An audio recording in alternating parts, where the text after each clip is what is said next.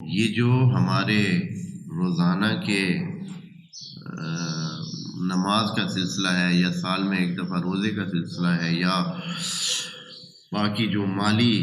عبادات ہیں یا دوسری، یہ سب اس طرح فٹ ہوئی ہیں کہ یہ اگر کوئی نہیں کرتا تو اس راستے پہ چلنے کی صلاحیت اس میں نہیں پیدا ہوتی اور وہ اس راستے پہ نہیں چل سکتا ہے۔ یہ ہے تو راستے پہ چل سکتا ہے، یہ اگر نہیں ہے تو سمجھیں کہ وہ بندہ راستے پہ چلنے کی صلاحیت ہی نہیں رکھتا اور نہیں چلتا۔ پھر اس کو کوئی رکاوٹ نہیں ہے، کوئی معنی نہیں ہے، کوئی ایسے چیز نہیں ہے کہ وہ راستے سے ادھر ادھر ہو جائے۔ جو چیز خدا نے لمحے لمحے کے لیے، یعنی ہر 5 گھنٹے کے بعد 4 گھنٹے کے بعد ایک دفعہ حاضری جو ہے یہ بتاتی ہے کہ بھائی ادھر رہنا ہے، یہ کرنا ہے، وہ والا نہیں کرنا،